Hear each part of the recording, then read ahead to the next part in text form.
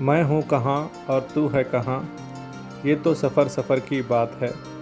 राहगीर की इन लाइनों के साथ हम लोग एक सफ़र की शुरुआत कर रहे हैं। यह सफ़र शुरू होता है विद्येचा माहिर घर मतलब विद्यानगरी पुणे शहर से विश्व के सबसे प्राचीन शहर वाराणसी की तरफ। 1500 किलोमीटर की यह जर्नी हम लोगों ने दोपहर को 3:40 को शुरू की है। इस वक्त हम लोगों ने भूमकर चौक क्रॉस किया है।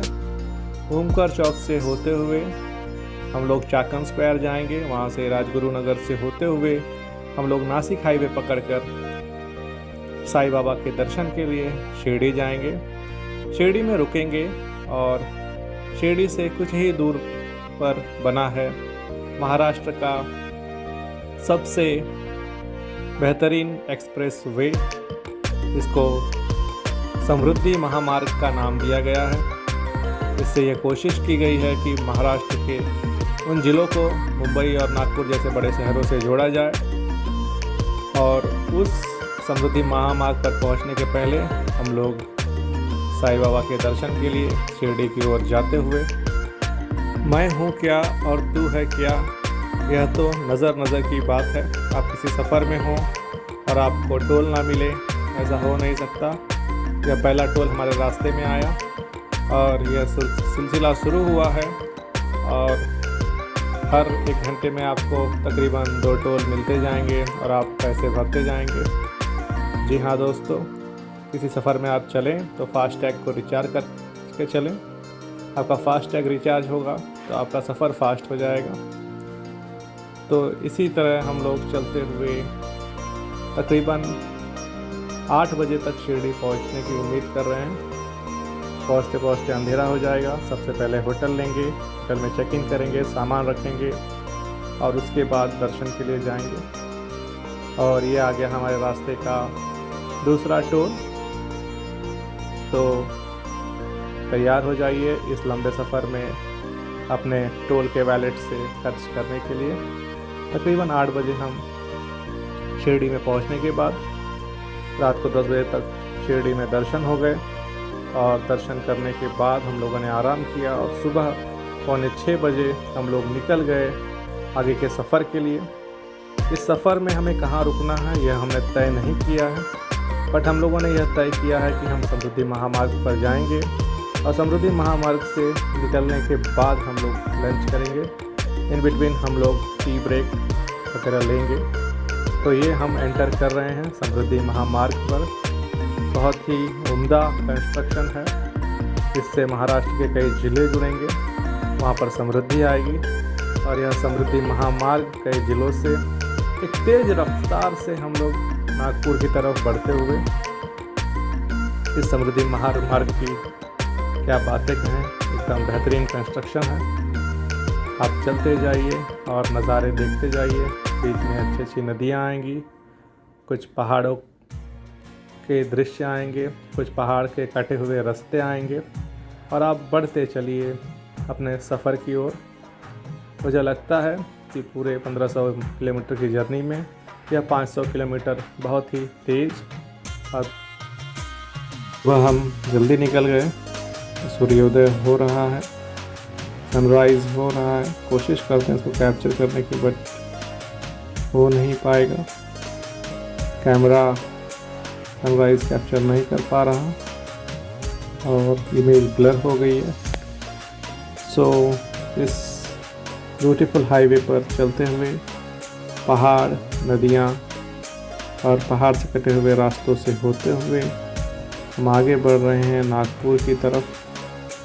जैसे जैसे हम आगे बढ़ रहे हैं हमें महसूस हो रहा है कि इस हाईवे पे जितनी स्पीड है उतनी ही सावधानी से गाड़ियों को चलाना चाहिए। इस बेहतरीन हाईवे पर हमें बहुत अच्छी अच्छी चीज़ें देखने मिली। यह रोड एकदम स्ट्रेट है, सीधा है और इस पे यह इकलौता टनल है जिसमें से हम अब जा रहे हैं। हमें लगा था कि सिर्फ पहाड़ और नदियाँ आएंगी, टनल एक्सपेक्टेड नहीं था। बहुत ही अच्छा रास्ता बना हुआ है।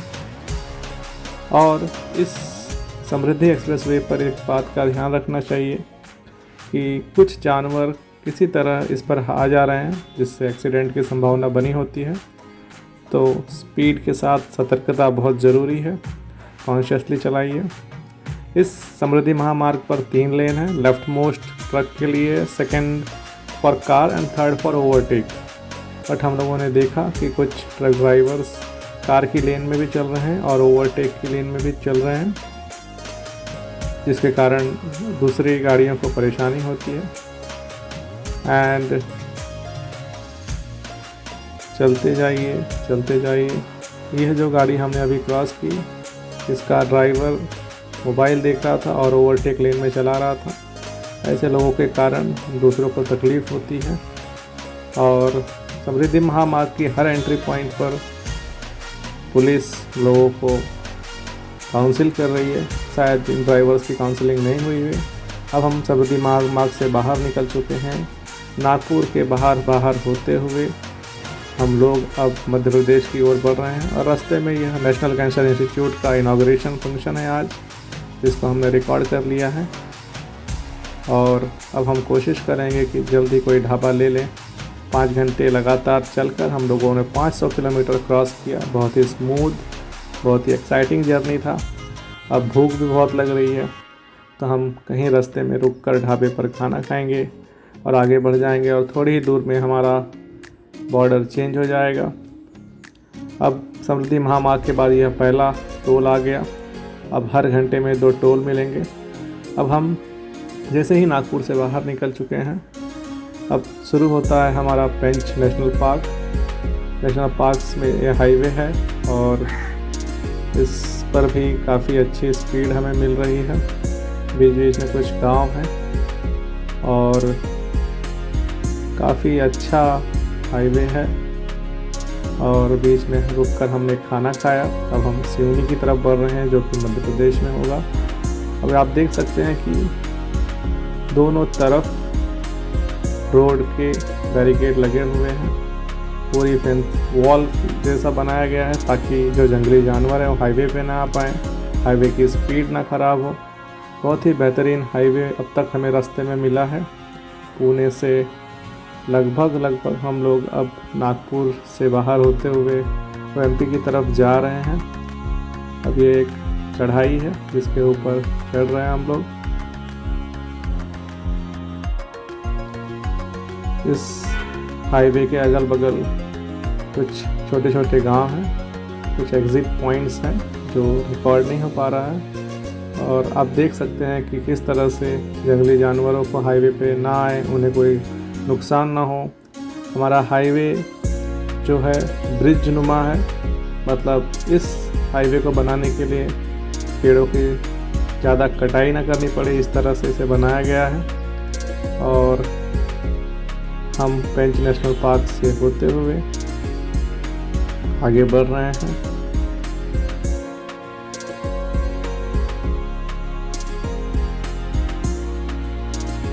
हम लोग महाराष्ट्र के बाहर निकल चुके हैं और मध्य प्रदेश में एंटर कर चुके हैं। पूरे पेंच नेशनल पार्क के दोनों हाईवे के दोनों तरफ बड़ी बड़ी फेंसिंग लगाई गई है और उससे जानवरों को नुकसान ना पहुँचे। और जैसे ही हम लोग आगे बढ़ रहे थे तो मौसम अचानक से बदल गया। घने काले बादल बारिश की संभावनाएं बताते हुए, देखते हैं कि सिर्फ बादल होते हैं या बरसात। और अंधेरा छा रहा है, शायद बारिश होगी।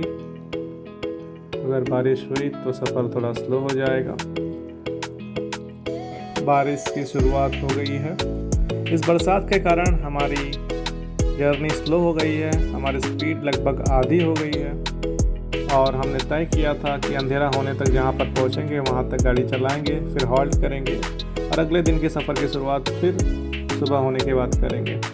तो लगभग 2-2.5 घंटे हो गए हैं गाड़ी चलाते हुए। अब हम लोग टी ब्रेक के लिए रुकेंगे और फिर वहाँ से देखेंगे कि कितनी देर जर्नी और बची है। सुबह 5:45 बजे हम शिरडी से निकले और शाम को लगभग 6 बजे हम लोग जबलपुर पहुँच चुके हैं। अभी भी अंधेरा नहीं हुआ है, तो हमने तय किया है कि अंधेरा होने तक हम लोग आगे बढ़ेंगे।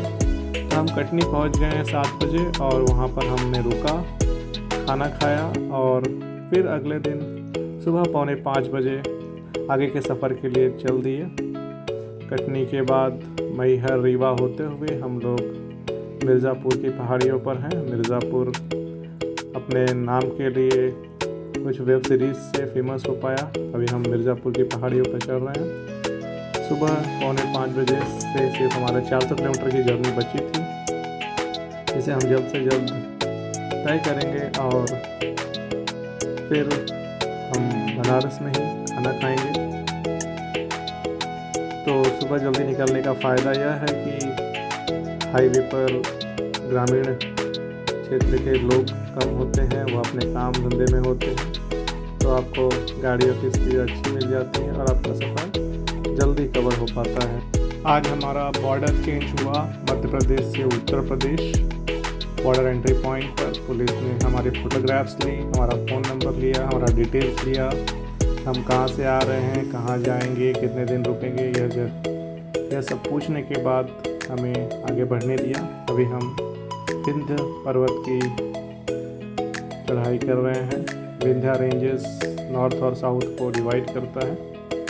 तो अभी हम लोग मिर्ज़ापुर में विंध्य रेंज को क्रॉस कर रहे हैं एंड मिर्ज़ापुर के बाद सीधा वाराणसी आएगा और हमारा आज का सफ़र लगभग 400 किलोमीटर का है, जो 4:45 बजे शुरू हुआ है and we are expecting it to end by 12:30। अब हम लोग बनारस में एंटर कर चुके हैं, तो हम समराइज़ कर देते हैं हमारे इस जर्नी को। फर्स्ट डे हम पुणे टू शिरडी आए लगभग 4.5 घंटे में 180 किलोमीटर। दूसरे दिन शिरडी से कटनी 900 किलोमीटर और 13 घंटे, बहुत ही अच्छी स्पीड मिली हमें।